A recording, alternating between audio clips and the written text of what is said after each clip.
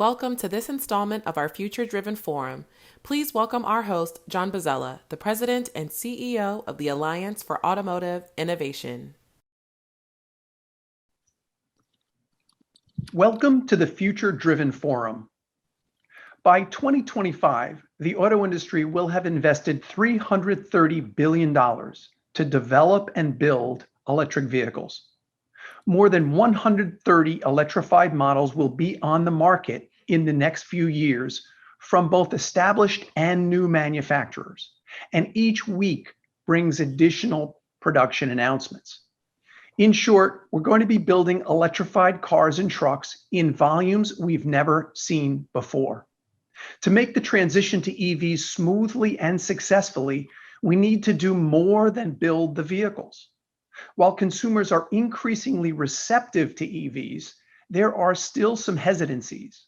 Foremost among them, concerns about being able to recharge their vehicles whenever and wherever they drive them. Collaboration from both the public and private sectors is necessary to meet the challenge of transitioning America's fleet to electric. To that extent, the Alliance for Automotive Innovation has released our EV infrastructure guiding principles. These principles look to advance EV acceptance and use through a set of concise principles to help guide infrastructure investments and developments, whether under legislative or utility-based processes. The President has proposed, and Congress is debating, public spending for EV charging and other policy measures to support the auto industry's investment. Today, we're going to discuss what it takes to have charging and fueling infrastructure to support these ambitious goals. We're joined today by advocates and experts who are engaged daily in addressing these questions. Max Baumhefner is the senior attorney for the Climate and Clean Energy Program at the Natural Resources Defense Council, where he focuses on ways to accelerate the transition to an electrified transportation sector and an electric grid powered by renewable resources. Maria Bocanegra serves on the Illinois Commerce Commission, where she regulates public utilities, transportation, and telecommunications entities. She also leads the National Public Utility Commissioners Trade Association efforts to advance understanding of what's needed to make the transition to electrified transportation. Terry Travis is the managing partner and co-founder of EVNoire, a consulting group that works to address mobility needs within diverse communities with an emphasis on the financial and public health benefits of next generation zero emission vehicles. And Kellen Schefter is the director of electric transportation at the Edison Electric Institute, the Association of U.S. investor-owned electric companies. At EEI, Kellen leads cross-industry coordination to advance transportation electrification. I'd like to welcome all of you to the Future Driven Forum. So, who is or should be responsible for building the charging network that we need? Commissioner Bocanegra, let me start with you. Good morning, John. Thank you for the opportunity to speak with all of you this morning.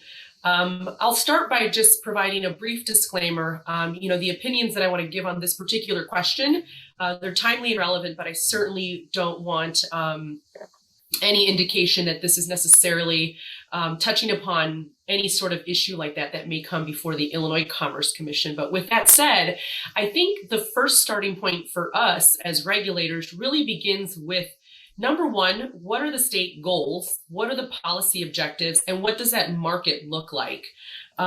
Take, for example, there are certain states where there are what we call restructured markets that very much encourage competitive markets and competition. And so that really kind of speaks to what the role of, in our case, as the economic regulator is. What would be the role for our utilities? Do we want them to own and operate charging stations? Do we want them to install them? I think that is the first question that is top of mind for all the regulators.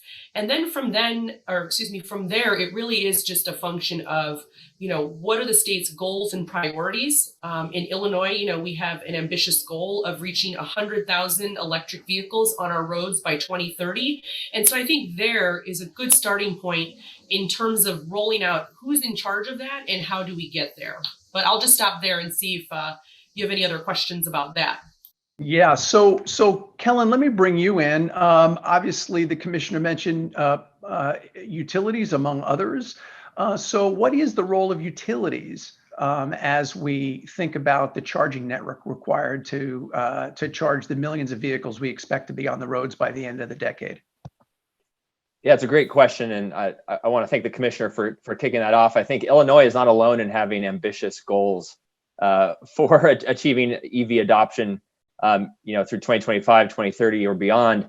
And when we look at those goals, where we're trying to get to, where EVs are maybe making up 2% of new sales, maybe the last month, 4 or 5%, which we're really excited about, but we quickly need to get to double-digit percentage, right, of new EV sales. And we know electric vehicle charging infrastructure is a primary barrier to adoption. We hear that time and time again from every survey we're familiar with. So we really look at this as not an either or who should take the lead, but really a all of the above, all hands on deck approach to getting the EV charging infrastructure built that we need. And it really is broader, I think, than maybe we often think about of just a charging station out in the public sphere. It really starts at making home charging easy and convenient, whether you have a single family home or your multifamily dwelling. That, I think, is a natural role for electric companies to help support. It moves then to where the vehicles are already parked. That's a big differentiator from our gasoline model today, right? You can charge where you're parked, and we need to look at workplaces, destination charging where there's long dwell times. And then we're talking about the public aspect of this, which gets so much of the attention. It's a small sliver of what's really needed, but it is a critical piece because it is the piece that really, when you need it, it needs to be there. And I think that is the one where we really look at partnership as the key pathway. Electric companies can really help play a key role in offsetting some of the costs associated with this. We actually want to partner with the convenience stores, the fuel retailers, the gas stations that are out there. They have the amenities to make this work for customers that they expect to stop on a long trip.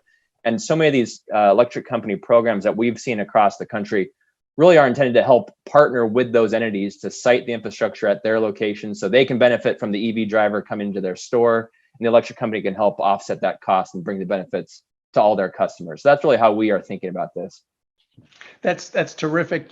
Max, so Kellen says all hands on deck, a collaborative approach with partners, many partners. So give us a flavor for other partners that we haven't touched on yet in this conversation.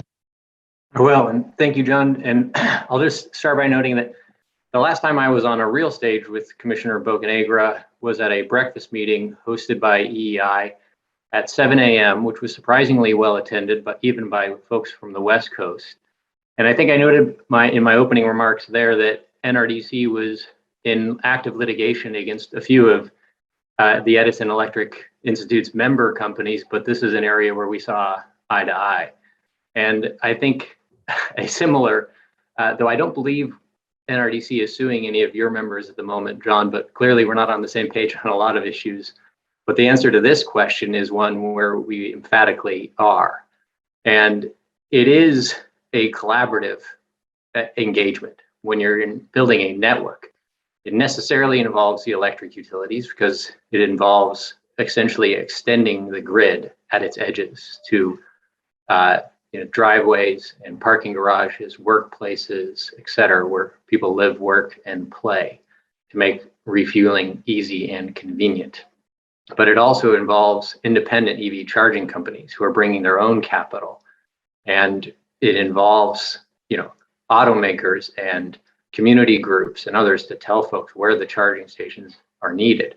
And there's a role for the public sector in spurring this investment as well, which I think has been really led most recently by the states. But now we have a new sheriff in town in DC, and there's opportunities at the federal level that I'm sure we're going to talk about today.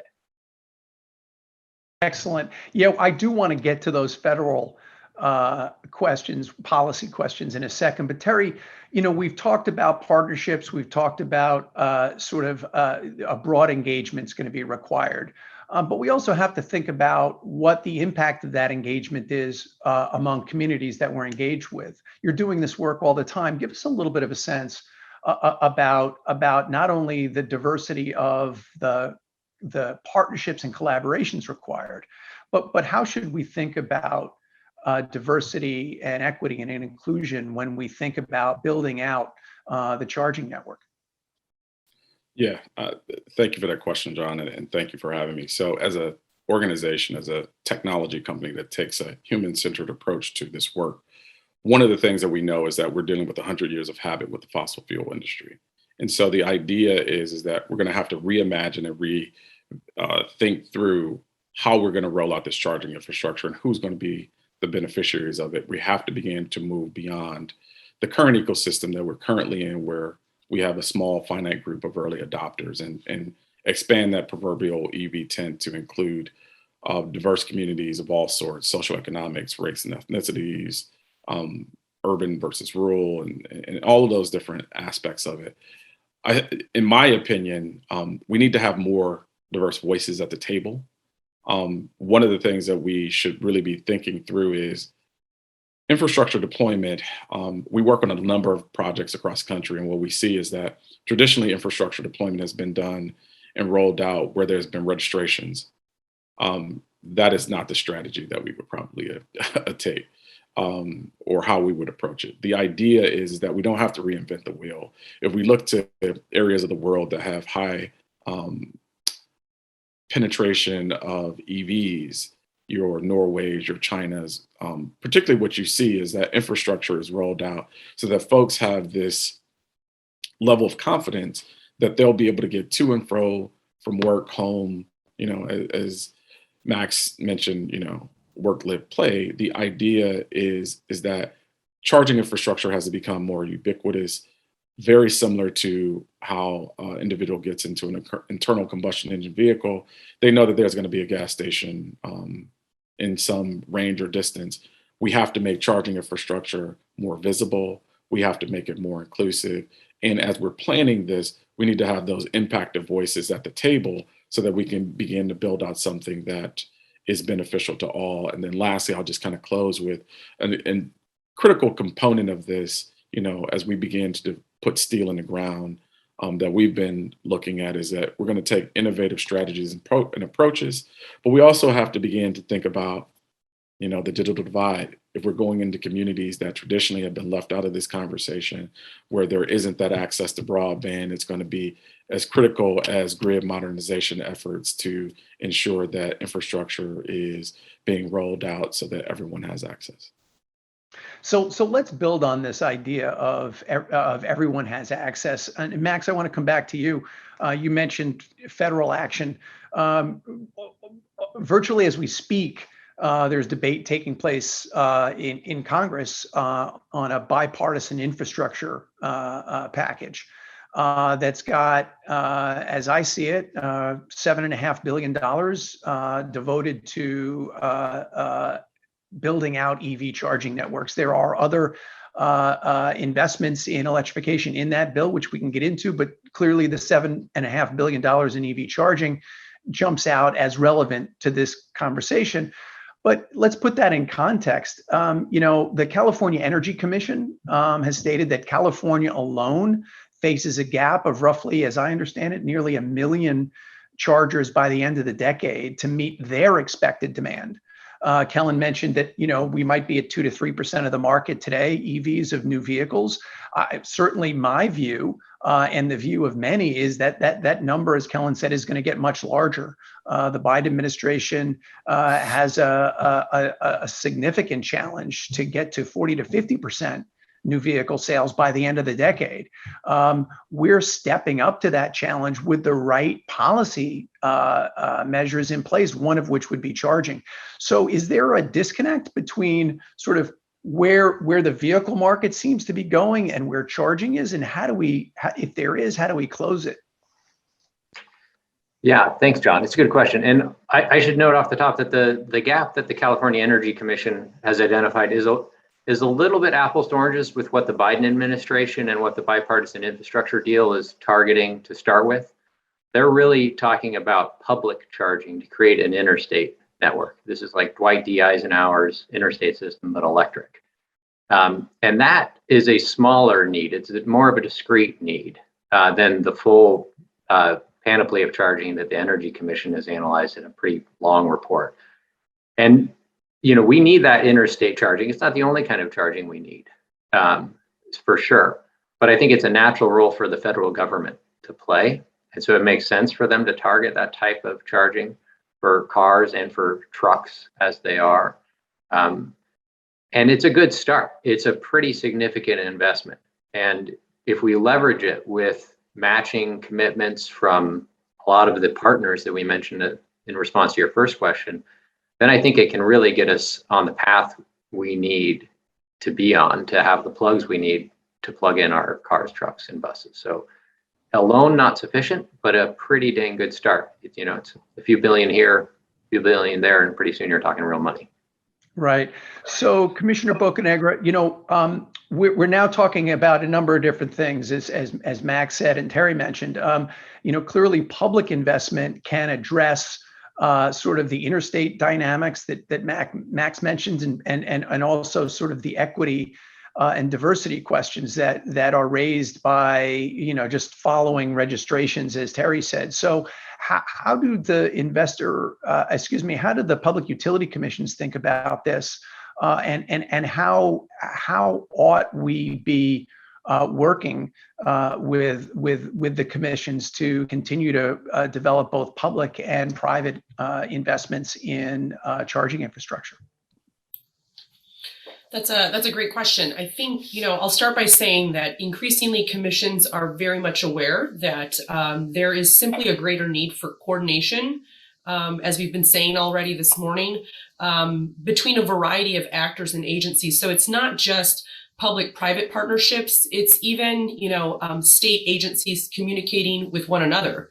As to how they might be handling either state funds or federal funds, or dispensing with certain statutory mandates. And so when we go back and we think about, what our utilities are expected to do, I think as commissioners, we want to know what are the other investment opportunities out there, and where can our utilities make these investments least cost ultimately to ratepayers, which is, part of the mission of any economic regulators, to ensure that these investments are least cost, used and useful. And I think that this is where finally, for the first time in a long time, especially with the new administration at the helm, we are asking ourselves, well, where are those opportunities for partnering? I can tell you, here in Illinois, we are working on our commission's first round of EV workshops. And, we've made a conscientious effort to include our sister agencies, Secretary of State, the IEPA, DCEO. So that's just one example. I think, some of that coordination and cooperation that is required. But then going back to quickly, the equity piece, Terry obviously brought up a lot of amazing points. I think the one thing I would add too is from the economic regulator's perspective, the thing that we struggle with, and it's somewhat unfortunate, is the inherent need to resolve conflict between traditional causation principles and really the desire to encourage our utilities and our communities to engage in these equitable investments. And so I think that's kind of where I see commissions really kind of grappling with is how do we, justify a lot of these investments. But I think that is sort of the overarching thing when we think about equity at commissions. Kellen, let me bring you in here. I'm sure you'd want to build on what the commissioner just said with regard to utility engagement and equity, and then I'll ask Terry to respond afterward. Yeah, it's a great question. And thank you, Commissioner, for those remarks as well. We are seeing a number of states, of course, taking this issue on. We're really encouraged by that. When I joined EEI 8 years ago, we only had a handful of states we could really point to where PUCs were really looking at the electric company role in this space and EV charging. Of course, we were in a different world then in terms of the EV market. Now we're seeing almost every jurisdiction has taken this up in some form or another, and we're encouraged by that. We're glad it's on the Commission's radar. It is, transportation historically is not a fuel that you all have regulated, and transportation fuels in the U.S. are pretty dominated by petroleum. Tends to be a whole different supply chain, different set of entities. Now with electricity, you are coming to this realm where all of a sudden it is an issue front and center for commissions, and we're really encouraged by those discussions. And I think every commission needs to take its own approach to this, and we are encouraged by that. I think some of the common themes we are seeing, and this goes back to some of the basics of regulation that the commissioner mentioned. When electric companies have an obligation to serve, they take that pretty seriously. And when we talk about EV drivers in the community, eventually we are talking about everyone potentially being an EV driver, or a vast majority of the population, right? So we are ultimately talking about a service that will ultimately, hopefully, benefit directly all ratepayers eventually, all customers. And then, of course, there's the broad-based sort of indirect benefits that we talk about that I think are equally important. It's up to the commission how to factor these various criteria, but air quality, quality of life within the community, economic development, so many factors go into commission considerations. And all of these things, I think, point to electric transportation being a benefit that's really broad and widely held among all customers within a community. Yeah, and so this balancing that commissions do, every day, Terry, is something that you work on as well, right? Balancing economic opportunity as well as delivering, as Kellen said, public health benefits, for example, as well as cleaner transportation to communities broadly. What else can we be doing, both with the commissions and perhaps with other policymakers as well, members of Congress, state legislatures, local governments, to make sure that we are focusing these opportunities broadly to communities?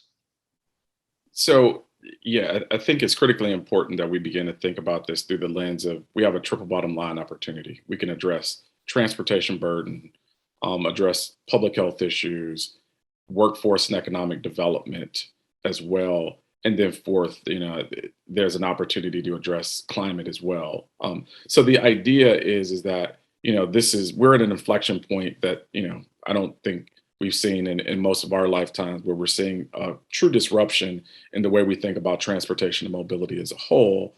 And I think that, for us, we've been, working with a number of commissions and a number of utilities and policymakers. So one of the things that we're doing is developing a public policy toolkit that we'll be disseminating for federal, state, and local municipalities to be able to understand where those opportunities are. What we've experienced and seen is that depending on where you are in the country, some folks are some areas of the country are far more progressive than others. Some markets are a lot more mature than others. So it really is going to take a concerted effort of and more to get us to where we need to be. But the idea of folks understanding that, there are, a potential of 2 million jobs before the end of the decade that will come through transportation electrification.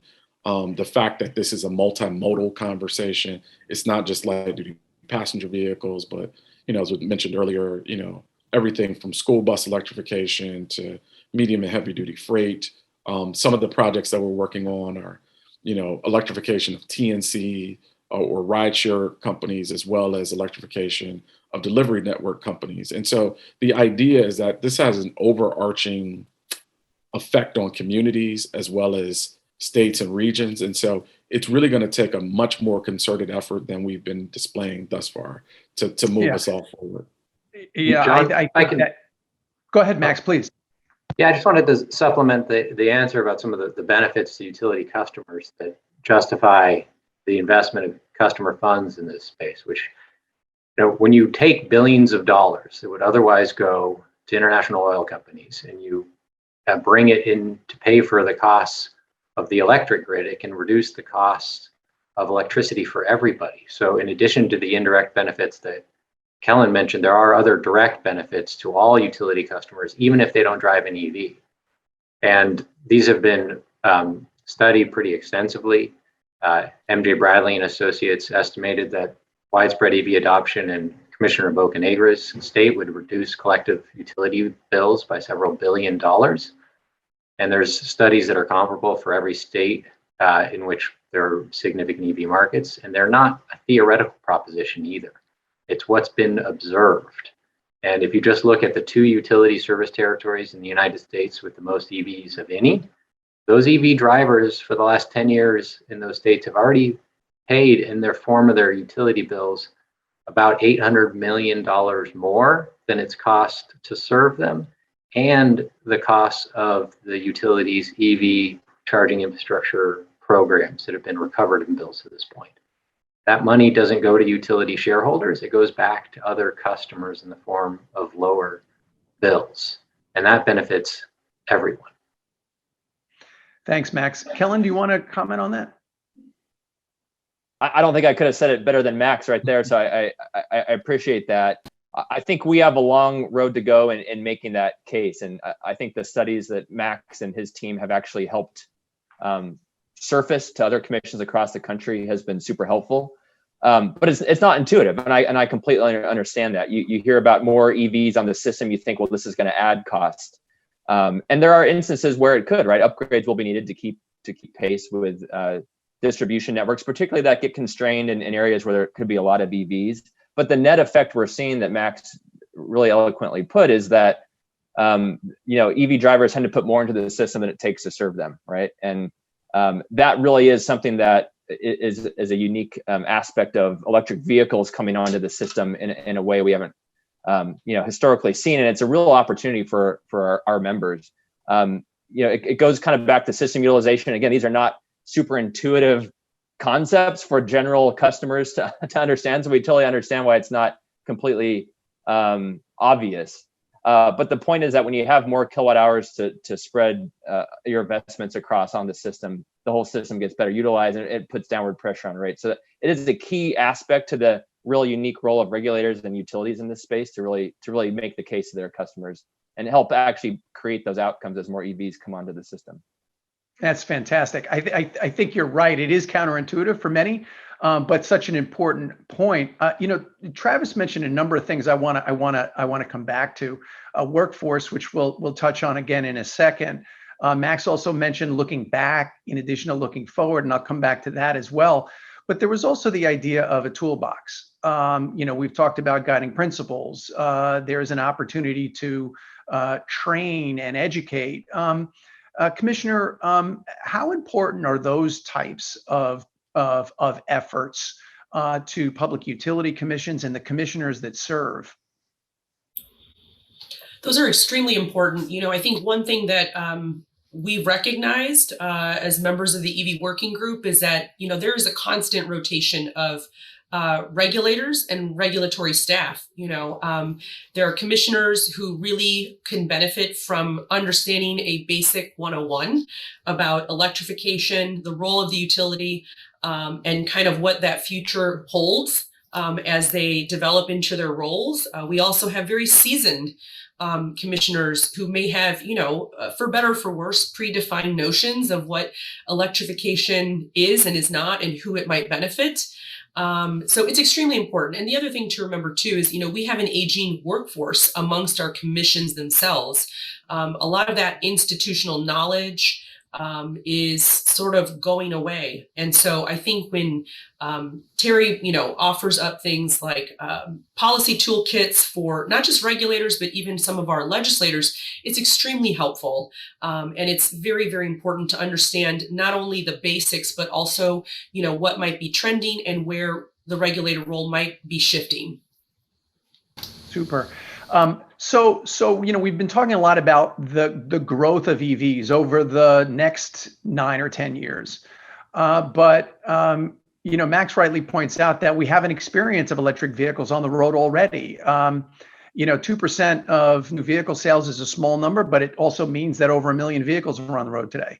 And so what have we learned about these questions, about electric charging, about the grid, about grid resilience? What have we learned over the last 10 years that we can apply to the significant growth we expect over the next 10 years? Max, let me start with you.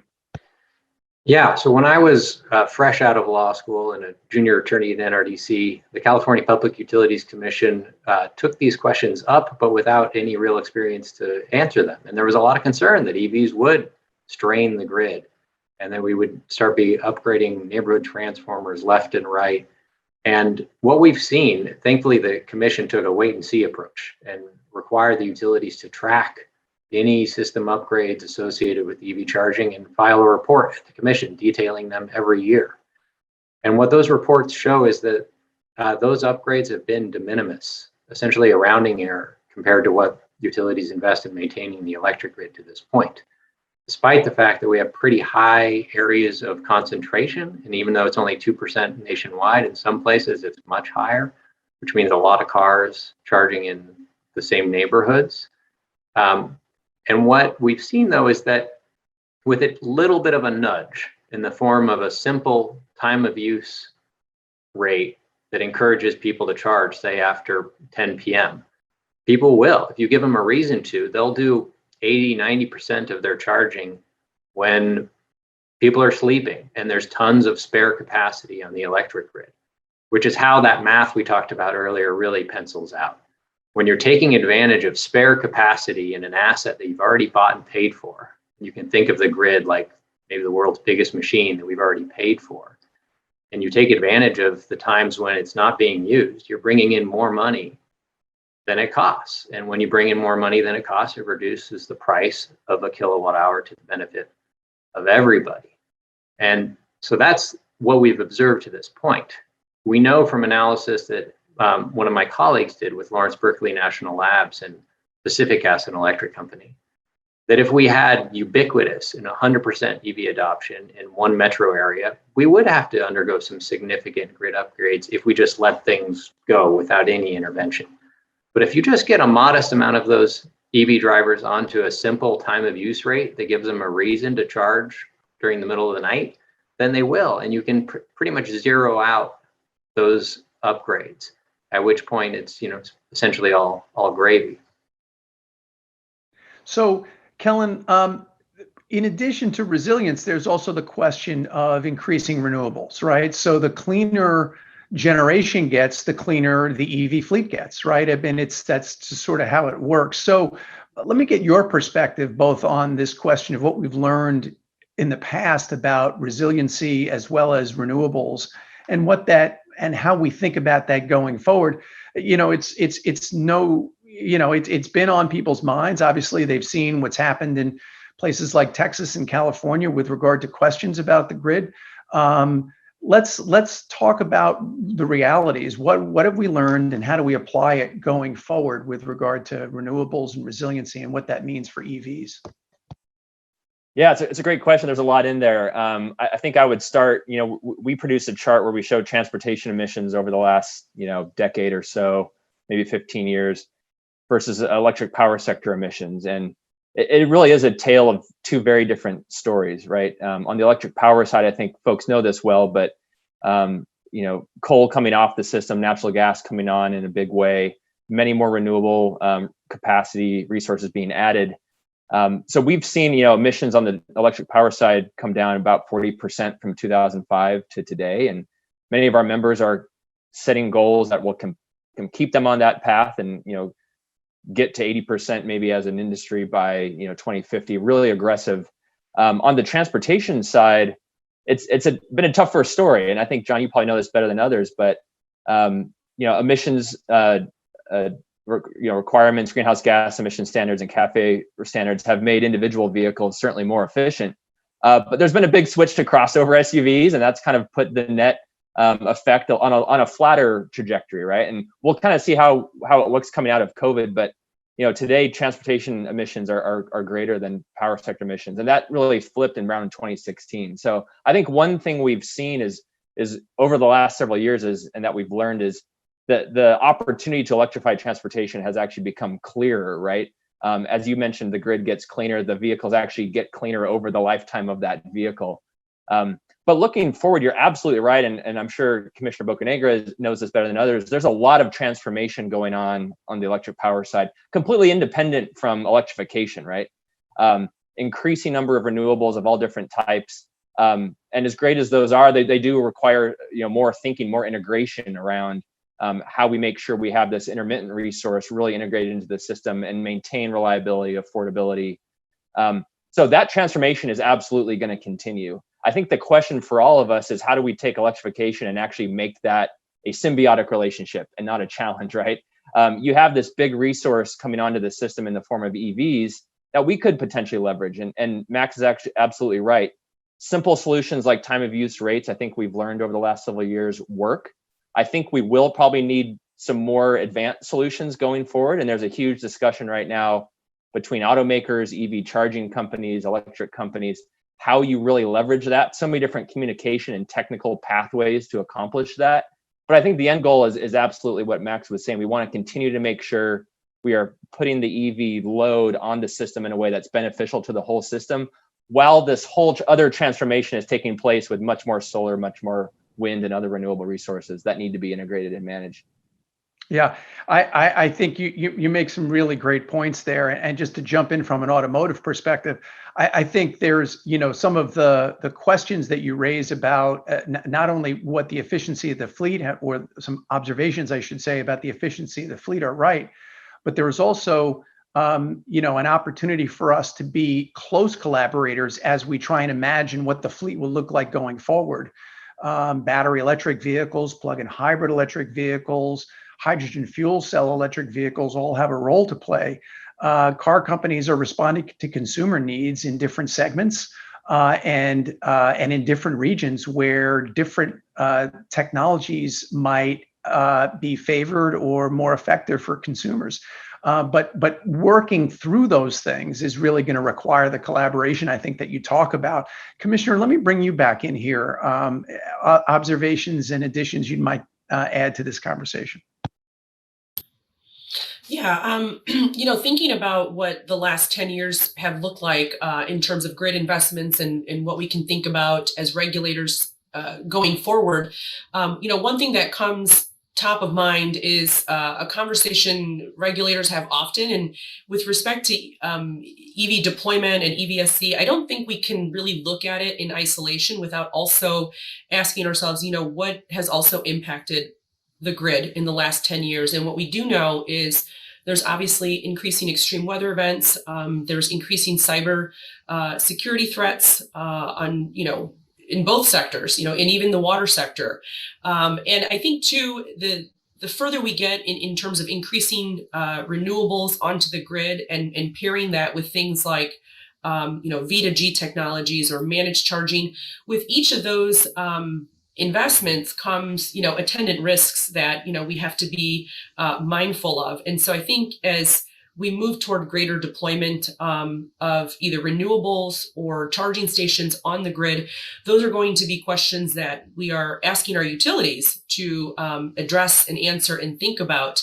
I think the other thing too is managing private sector expectations. We have a lot of our utilities telling us things like, data centers here in Illinois, they expect, on-site battery storage systems. They expect, their usage to be paired with clean, renewable energy. And so managing those expectations not only involves just a practicality concern, but also a cost concern. Who should bear the cost of those investments? And is there an opportunity to leverage those investments when we talk about greater EVSC deployment? And I think so, the other thing going forward, and I was just having this conversation with a colleague of mine, is also thinking about two things, DER aggregation, especially on the electric, the fleet side of things, what that might look like and what that impact is on our grid in the next 10 years, especially, with that FERC order 2x4, as they call it. And then the other thing too is, thinking about the afterlife, if you will, to all of these investments, the ability to recycle solar panels, the ability to recycle batteries. I'm hearing that increasingly, that be the chatter, that be the going concern in the afterlife of these things. So I think that's I can see that will be the thing that we expect our utilities and our stakeholders to grapple with, going forward. Yeah, I think those are really great points. I mean, we have to look at both the cradle and the grave, right? The idea that how do we build a sustainable and sustained manufacturing and supply chain in the United States to actually create electric vehicles? And to your point about recycling, how do we make sure that we have a virtuous cycle, right? That we are able to repurpose whether it's the batteries themselves or the critical components and raw materials associated with those batteries to continue to make progress. And I don't know whether Max, Terry, or Kellen, you'd want to add to that. Yeah, I can add that there's a ton in the bipartisan infrastructure deal to answer that exact question. And it's not just about battery recycling, but also repurposing. These are huge batteries on wheels that are too valuable to just throw into landfills. It's also worth noting that traditional small car batteries are the most recycled product for which the EPA tracks information. So we have a good track record here in the automotive industry that we can build upon. And these huge batteries that individual customers are buying could be a huge grid asset. And researchers from one of the Department of Energy's national labs estimate that meeting California's energy storage procurement mandate, which is meant to help integrate variable resources like wind and solar. If you didn't just pay private companies to go buy batteries from Tesla or other battery manufacturers and park them on the grid, but instead paid people to just charge their cars at the right time, it could save everybody $1.5 billion. And if you go ahead and then pay them to put some juice back onto the grid, the vehicle to grid or V2G that Commissioner Bocanegra mentioned, it could save collective utility customers around $10 billion. And there's a lot of applications for big batteries, like in school buses, where that seems really promising. So that symbiotic relationship between cleaning up the grid and using the batteries on wheels to lower the cost of doing so is very much real, and it's something that we hope to expand on. Yeah, fantastic. I want to come back to Terry's point about workforce, and let's finish here because I do think it's a question I certainly hear. This is one of the opportunities, right? This is an opportunity, a climate opportunity, as Terry mentioned earlier, but it's also an economic opportunity, it seems to me. So what are the workforce opportunities and maybe risks or pitfalls that we've got to be aware of as we develop charging infrastructure? Terry, maybe I'll start with you. Yeah, I think that, from our vantage point or from our lens, there's a huge opportunity. I mean, I was having this conversation 2 days ago as folks, as personal computers were introduced into the ecosystem, there were tons of folks who were saying, why would, computers are going to take our jobs, da, da, da, da, da. The idea is that now I don't know anyone in my network that doesn't know someone that works in the IT space. So the idea is that where we thought that there was going to be this huge loss of jobs, there was for certain sectors, but there was job growth in others. And so I think that as we think about this infrastructure package and plan, where we're looking at building out, as Max mentioned, a federal charging system that connects folks through highways and byways, the idea is that as we begin to think through that and expanding that to urban cores and rural communities, someone has to install and maintain that infrastructure. That creates jobs. Someone has to manufacture that charging EVSE equipment. Someone has to write the lines of code that will use those, that will be utilized in that. So there's a huge opportunity there to reimagine a workforce of the future where there are more jobs that are created through this ecosystem.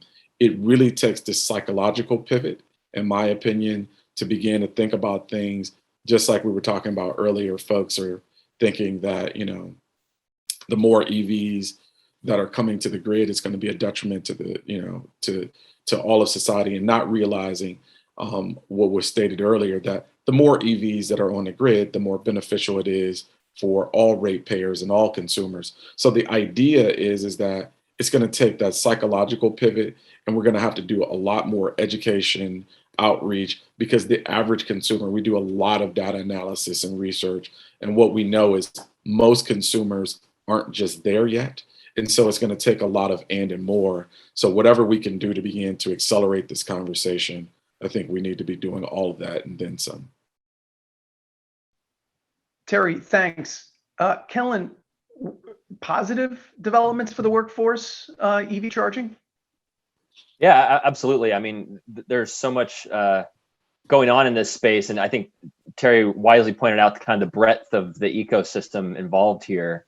But certainly from the electric company side, there's a whole line worker community that can benefit from more, investment and upgrades associated with the whole EV charging ecosystem. We work closely with IBEW on this, of course, and they're, of course, excited about the opportunities that this represents. One item I was going to point out was actually some filings from our members in Massachusetts, Eversource, National Grid, and Unitil, actually includes a workforce development and electrician training program. And I think the idea here is when we are talking about what was alluded to earlier, electrifying parking spaces, right, in multifamily dwellings, commercial locations. That's electrician work, but there also are some unique aspects to this that I think the workforce can benefit from. And this hopes to actually, create more experts in the area of EV infrastructure installation at these commercial locations. And I think that'll be super beneficial. And it's an example of the types of programs I think our members are going to increasingly want to support to make sure they can actually implement these programs for installing EV infrastructure that we want to see. So important, especially that point about multi-dwelling units, right? We have many people who are going to be EV consumers that don't have a garage to park their car in. So having that competence and that capability in the workforce to develop charging infrastructure across all use cases, I think is critically important. Max, your thoughts about workforce and EV charging? Yeah, I think it's worth noting that there are billions of dollars that would be invested as a result of the bipartisan infrastructure deal that are meant to foster that domestic workforce and not just create jobs, but good jobs. And that this is something that we've seen attract the type of coalition and broad collective engagement that we touched on at the opening of this. When you see, automakers, environmental advocates, public health advocates, environmental justice advocates, and utilities and organized labor, all telling policymakers the same recommendations, then their ears perk up and we can get a lot done. We've seen a lot happen as a result of that type of collaborative engagement, and I expect it will continue. It's worth noting that this is a good moment to start making some of these investments. In the state of Nevada, pursuant to legislation that was adopted in the middle of the pandemic, in the next, actually on September 1st of this year, Nevada NV Energy will be proposing to invest $100 million in EV charging infrastructure with the express purpose of stimulating the state's economy. And Nevada was hit pretty hard by the pandemic because it was, it's a state that's very dependent on tourism. So this is a good time with sources of patient capital like utility customer investments that can wait until the recovery and can put us on a path to realize our clean energy goals while creating good jobs at the same time. Max, thank you very much. Commissioner Bocanegra, the last word goes to you. No, thank you. Well, I will say, I'll start by saying Max and Kellen both brought up great examples. I'm reminded of one of my sister commissions, Minnesota, right when the pandemic hit. They were very proactive in a very similar effort. They initiated their own proceeding to explore ways to look at economic recovery opportunities and what their utilities could do in terms of coming out of that. But with that said, I think that this opportunity reminds me very much of what we've heard a lot about, things like a Green New Deal, a green economic recovery, a means by which of spurring economic development. Here in Illinois, we are lucky to have folks like Rivian and Lion right in our backyard. And although we are talking about EV charging, I think that the ecosystem that Terry mentioned is even broader than that. We're talking about drivers, mechanics, dealerships. You guys mentioned line workers, the installers, customer service reps, and and even small business entrepreneurs that all kind of orbit this evolving ecosystem. I think from a regulator's perspective, we are certainly looking at economic development opportunities. I know that that's top of mind for Illinois. One thing I do want to mention is this idea of supplier and workforce diversity. I think that this topic has a major role to play in how we look at utilities investments with either tier 1 or tier 2 suppliers. Illinois is a leader in this particular space. We have statutorily mandated reporting requirements. And in fact, we're just wrapping up the utilities, showing us those numbers and those investments. And so I think that this is one opportunity that our utilities can leverage to, again, really invest in minority-owned businesses, women-owned businesses, veteran-owned businesses that might be in this space. But more importantly, one thing that we've begun doing is sort of expanding that conversation beyond just the numbers and really asking our utilities to think about what the economic impact is of those investments. A couple of years ago, we were at one of our policy sessions, and I asked one of the CEOs, I said, well, can we measure the economic impact of the dollars expended for some of these, tier 1 and tier 2 suppliers? Are these dollars really creating temporary or permanent jobs?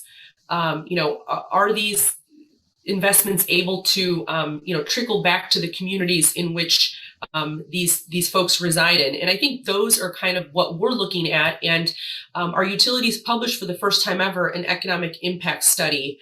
And so I bring all that to mention because I think that there are opportunities to look at transportation electrification and EVSE deployment through those very same lens and really ensure that there are things like equity and workforce components that are really being tackled and addressed by our utilities and our commissions. Well, Commissioner, thank you for that. And I want to thank all the panelists for really an absolutely outstanding and enlightening and important and timely conversation about how we can accelerate vehicle electrification through charging infrastructure. So thanks all of you for joining us today.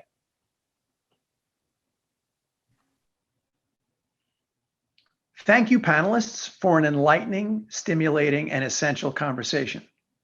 We're going to be continuing today's discussion along with other key subjects in our upcoming Auto Innovators Summit, November 3rd and 4th, and I'd encourage you to register for that event today. Thanks for joining us, and we look forward to seeing you at the summit and our next Future Driven Forum. Autos 2050 invites you to join us for Transforming Mobility, the Auto Innovators Summit. Across 2 days, hear keynote speeches from industry leaders, updates from pioneers in innovation, and listen in as our panels discuss the challenges and promises of the future of personal mobility. Visit autos2050.com to register now.